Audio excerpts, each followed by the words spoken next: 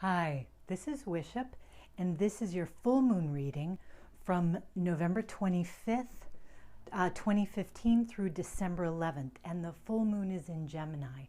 And I could talk a lot about the astrology. It's really interesting right now, but I'm going to hit a couple points and then go straight into sort of more card interpretations.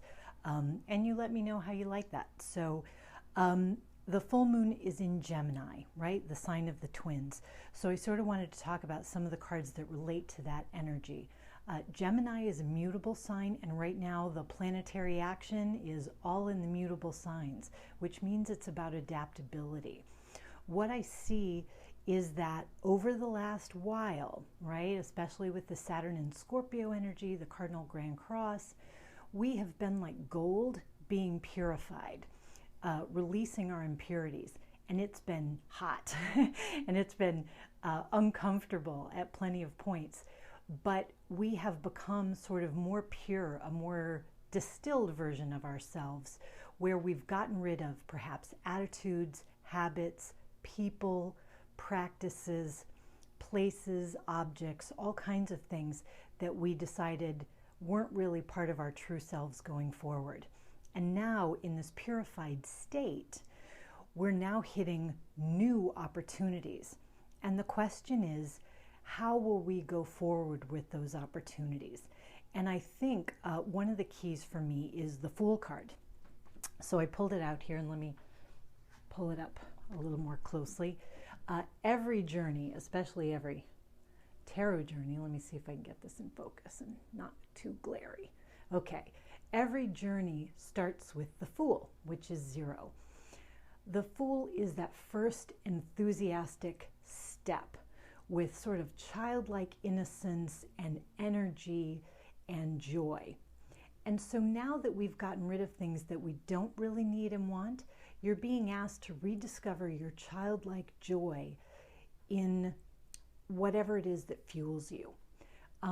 Finding your divine purpose by thinking about what really gives you that sense of joyful abandon.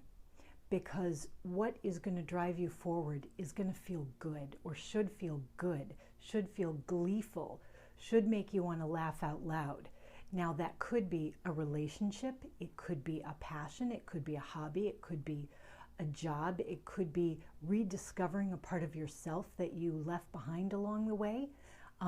But the Fool is not taking a lot of baggage, and that's what is being called for, is that where we've learned lessons sort of the hard way, and we've had scars and emotional wounds that we've had to deal with, the issue is, okay, but now move forward, still able to trust like a child, still able to laugh. Don't move forward with suspicion and cynicism. Take the lesson, but leave the flinching behind. Don't face your new opportunities flinching or suspicious of them or cynical about them, because new opportunities are coming in with this full moon, and they may look different than you expected. So relate to them from that position of your joy and your divine purpose, or what you think it is, and that's going to lead you truly. So let me talk a little more about Gemini just quickly. This would be a card that would well represent this sort of Gemini sacred union. Here's this 2 symbol, and the symbol for Gemini looks like Roman numeral 2. Anyway, this is the sacred union. Here are the snakes in union. This is actually an androgynous figure, the Aeon, and this is this couple in a sacred union.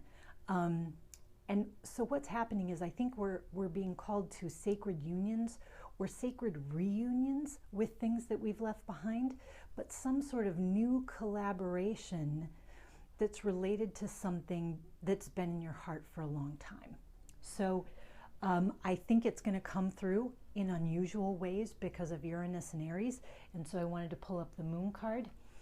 The pillars of Gemini, you can think of them as 2 people, the twins, but they could also be columns like this that represent gateposts, that represent pillars, that represent some threshold that you're going to cross. And in the Moon card, you see we have a dog and we have a wolf. And so what's going to happen is you're going to approach something new, or something new is going to approach you. And yet it's going to relate to something that you know already or care about deeply already. The question is, are you going to see it as a wolf because of your past experiences and fear it and be afraid and run from it? Or are you going to see it as the dog, as the companion with whom you can share the next part of your adventure, and you can pass through the pillars of Gemini together? And I think that's kind of what's going on. So as I said, it could be a person, but it could also be your higher self. It could be your passion. It could be that you're reuniting the practical side of yourself that felt like you had to make money and take care of business with the artistic, creative side of yourself. There are so many ways this could play out. It could be a reunion with a family member. It could be a reunion with an identity that you left behind. So however it works for you, I think you're going to see unexpected opportunities in that realm, and you are going to be asked to join a sacred collaboration with those opportunities to fulfill your divine purpose. So kind of be looking for those weird signs and symbols. I know a lot of people have been seeing them. So I chose 3 decks here, and I sort of am doing like sort of the heaven, earth, and the deeps, the heights and the deeps, to deal with various issues. So I was going to flip the foundations to see which one wants to go where based on the number. So this is Count Your Blessings, number 1, that goes to the pumpkin patch. Okay, the foundation card here is also number 1, the Magician. Okay, all right. And this one is the Fish, number 34. So what this means, I had determined I was going to do by number, which one wants to go where. So the Lenormand actually wants to go in the deeps. The Oracle cards actually want to go in the heights. And we'll keep the tarot right here in the middle. But it's interesting, we have 2 number 1 cards. So I'm going to flip the retro Lenormand. There we go. Interesting. I'm going to flip the tarot. Hello. Ace of Pentacles, 9 of Wands, 7 of Cups. And I think I might just flip one of these. There we go. Fairy of the Highlands. Okay, so let me close up on this. All right, you probably know the Lenormand cards kind of speak to each other. So the cross can embody spiritual issues, but they can also embody burdens.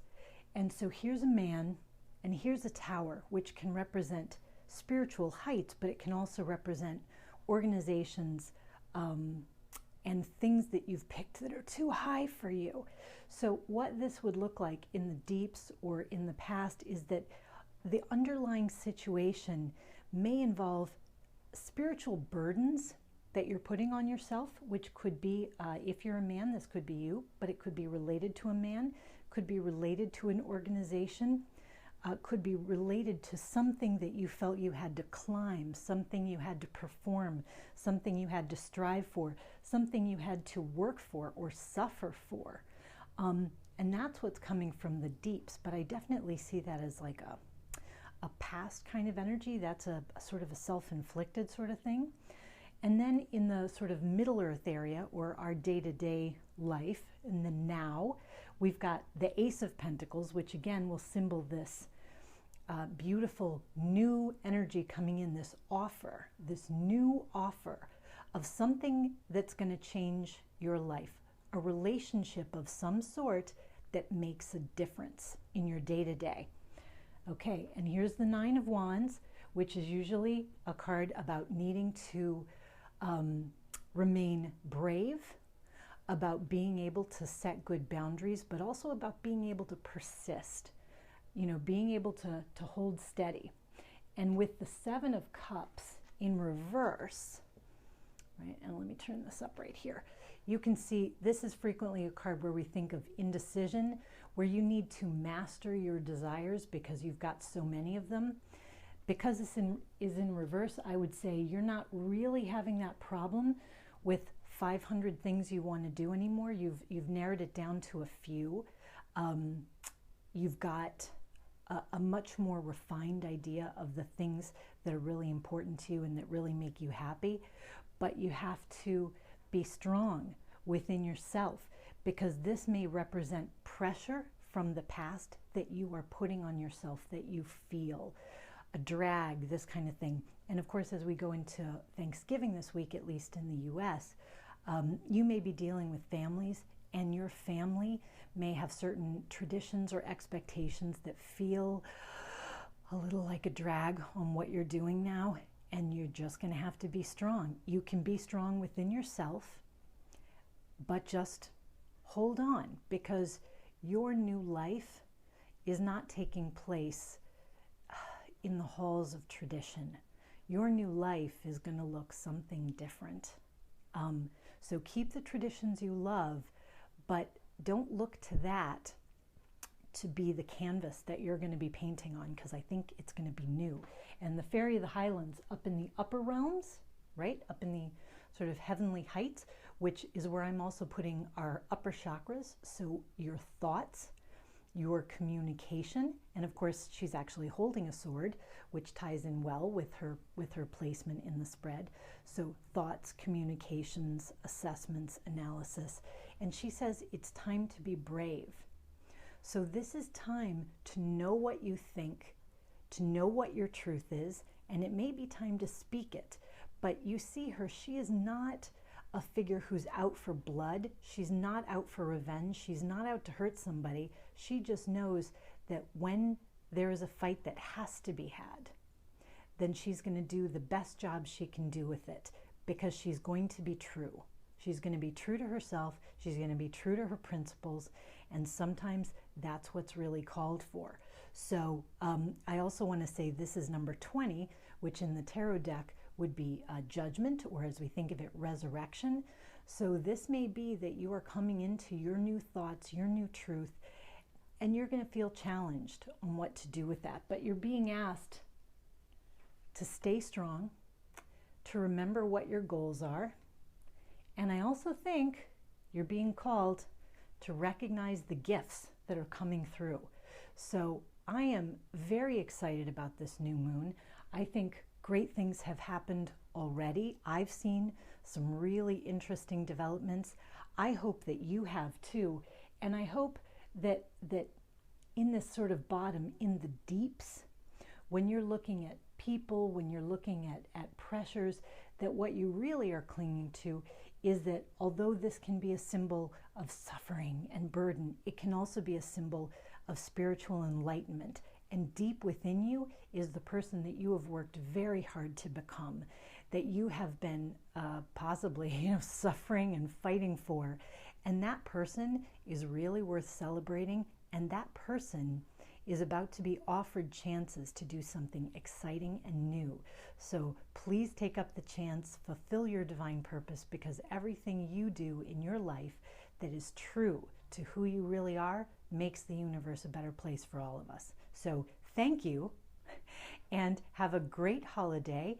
And I will check in with you at the new moon in Sagittarius, which is coming December 11th. It's another mutable sign. Stay flexible, stay adaptable, stay true to yourself, but stay flexible with circumstances and the people around you. And yeah, rock on with your bad selves.